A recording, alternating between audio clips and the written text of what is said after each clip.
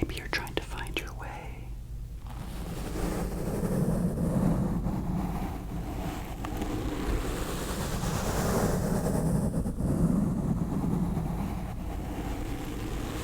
But whatever it is,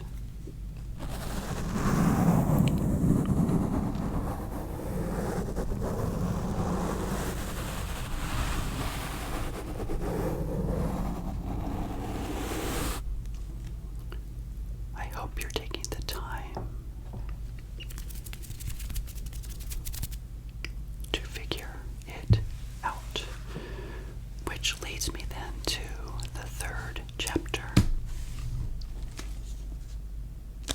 Again, in the Algebra of Wealth, a simple formula for financial security, where Scott Galloway in chapter 3 talks about one of your most valuable resources, which is time.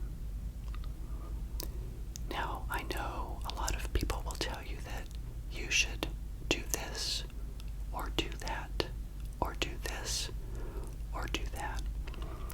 But one of the reasons why I'm so happy that you guys are here is because that tells me that, number one, you may like ASMR, or number two, you may like ASMR, but also personal finance. And if you found my channel, and if you are 22 years old, or you're 25 years old, maybe you're 28 years old, or even 32 or 35 years old, or even older, you're still so much younger than I ever was before I even thought about money and personal finance. I know I've said that before, but it is so true. If you are young right now, you have time on your side. So in chapter 3, Scott talks about compounding interest, and he gives a lot of really good examples of how over time money continues to compound. And I know on my channel I've given you multiple examples of that as well.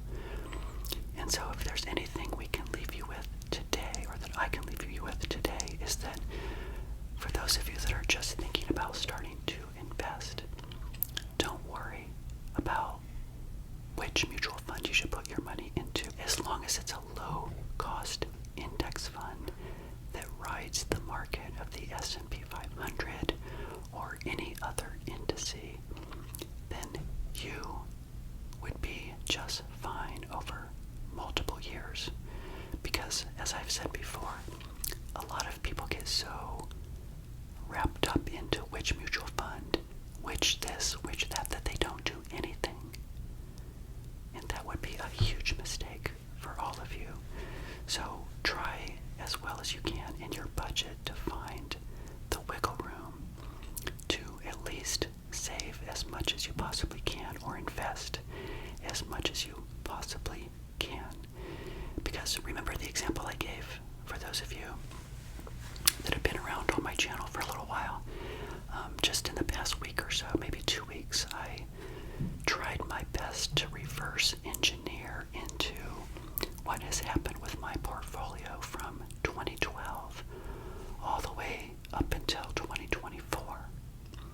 Those, 12 or 13 years, I wanted to really reverse engineer and take a look at how much of the end result of that portfolio was what I put into the market with my income, or was it unrealized gains, interest, and dividends. And even though it was a rough calculation, remember it was like $900,000 or so. That's almost $1 million of growth that I was able to capture in those years. And granted, those were really good years where the S&P 500 was doing, remember, 13% per year. We don't know what's going to happen in the future, which means you probably have to put more of your money into those investments to maybe offset lower returns. That may be the reality for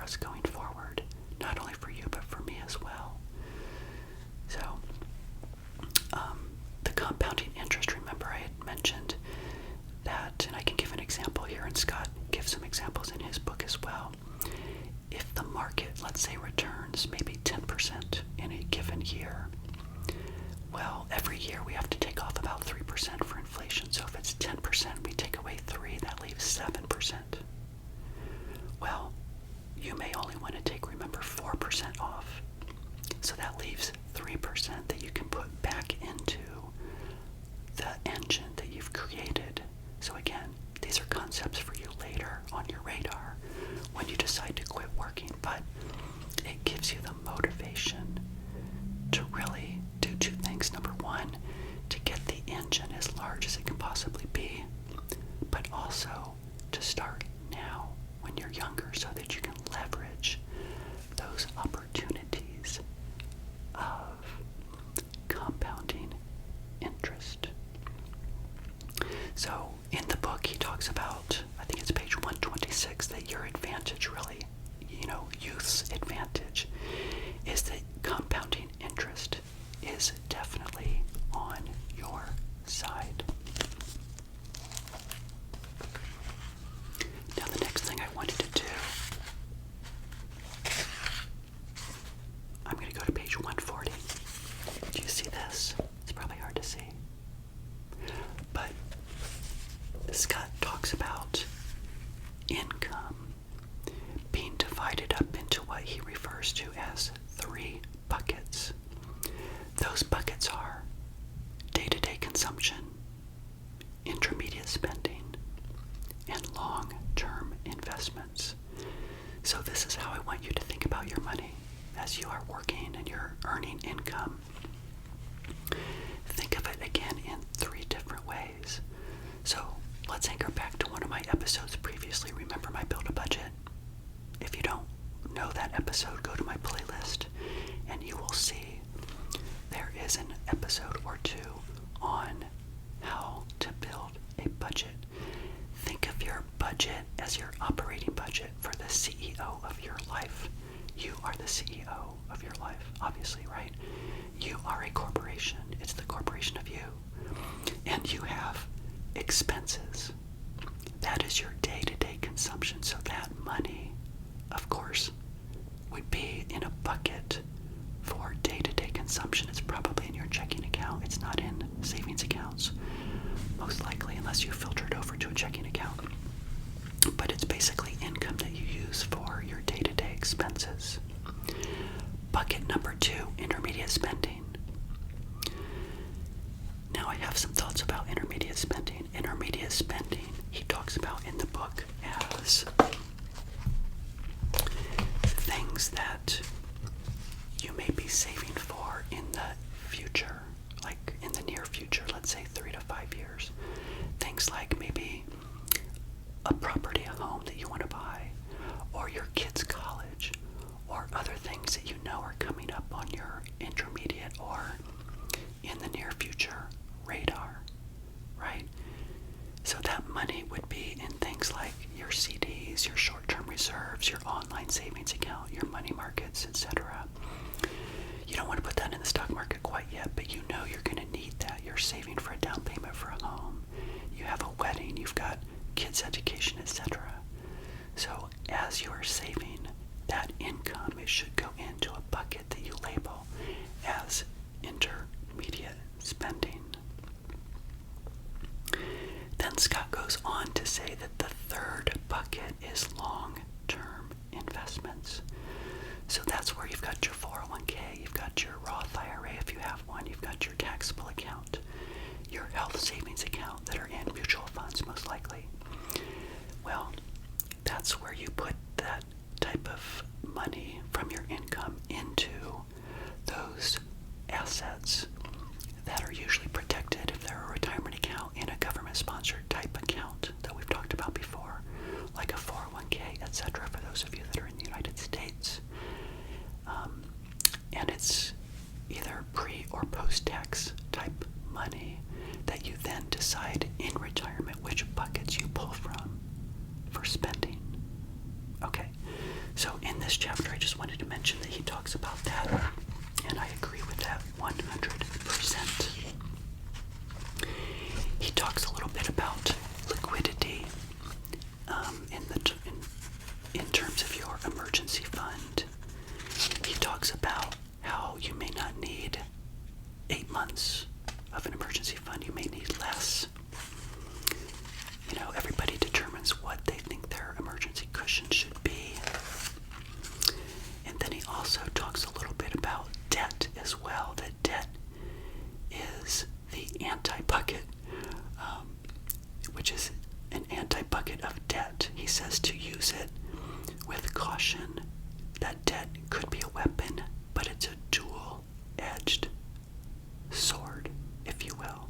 Let me take a minute and talk about that before we move on to the final chapter, which is diversification. I have always been of the belief, and many of you know this by watching my channel, that debt is something that I have chosen to stay away from or to pay off as quickly as possible. I'm what is known as debt adverse. I do not like debt. There are many people that feel that debt can be leveraged to earn and make more money. And if that's you, then great, by all means. I support that, because what you do with your money is up to you. It's personal. Personal finance, of course, is personal. But I have just chosen in my life to reduce the debt load, to not have credit card debt, to pay off my mortgage even before. Perhaps some would have said that I should have, because I still had about $31,000 on it that I paid off, as you know, in 2019. Some would have said, you know what, Evan, you should have just, carried that debt onward, because it was only at 3.25%. I should have carried it for another 8 years. And I should have taken that money and then put it in the stock market and made 7%. And the net result of that would be about 4% as a gain. But you know what? It was only a small amount of money. It was $30,000. It wasn't $300,000. So I chose to do what gave me the best bang for the buck in terms of an emotional high, if you will, because I wanted to pay it off, because I am debt adverse. So again, you may feel differently, and Scott agrees that, if you can use debt to your advantage, then great. But I think that for most people would probably stay away from debt altogether, or at least try to, and maybe just have a mortgage that they eventually pay off before you retire. So, the last chapter, by the way, I'm going to segue into just a brief ASMR format here, because I don't want to spend too much time on the diversification chapter. It happens to be one of the largest chapters, but here's what I have to say about it. I'm going to close the book here and think about ending our episode for today. Everything I've shared with you so far this week on the book, The Algebra of Wealth, is what I consider to be the most important to share with you as a young person, most likely, that's watching the channel and wanting to learn how to grow wealth over time. Everything I shared with you, I think, are key takeaways and things that you should think about as you move forward.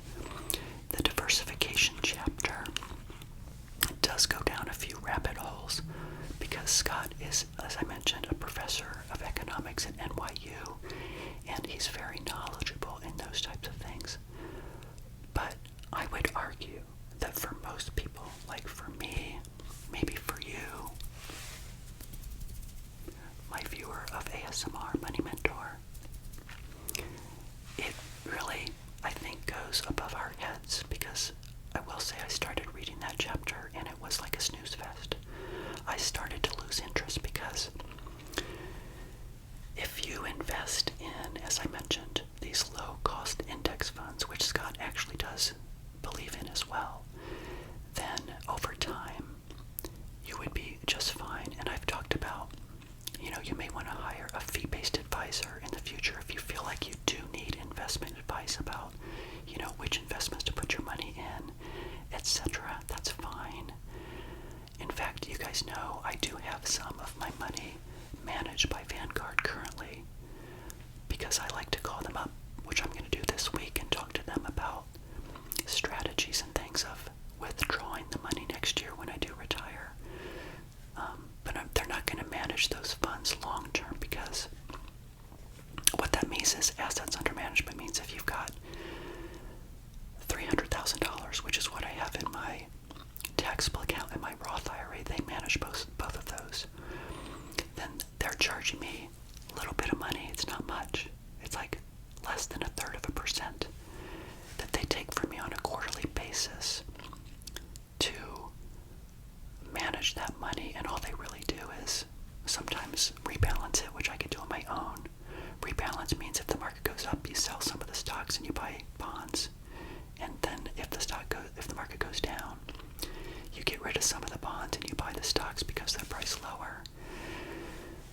And those are things that I will need to talk to them per se about as I move forward when I retire, but I don't know that I'm going to need assets under management per se. But it still is a low amount of money that I'm paying per year for the ability to pick up the phone and call them, as opposed to, I think the standard assets under management model is like 1%. So this is 1/3 of that. And so I think I've shared with you previously that I chose to do that during this time before I retire. So back to what I was saying though. In terms of diversification, if you just invest in, especially because many of you are new to investing, a low-cost index fund that rides the market of the S&P 500, and do that for 5 years, maybe more. In your 401k, if you have a 401k, you can also select and talk to an advisor with your custodian for free, and get advice that way as well. So until you get to a point in your investing career that you may need advice, like for me, I feel like I may need tax advice. So as I go into retirement, I need to know which bucket should I be pulling from, once they arrange everything, because I'm going to bring it all over to Vanguard next year. Some of it, my money is at Lincoln Financial, and I'm going to consolidate it. So I will need their help in terms of, things like that. So I'm not saying that financial advising is bad. I'm just saying that for most people, to close out this episode, because at this point I'm kind of rambling a little bit, right? I truly believe that, learning about the intricacies of diversification is potentially a waste of time, only because mutual funds in and of themselves are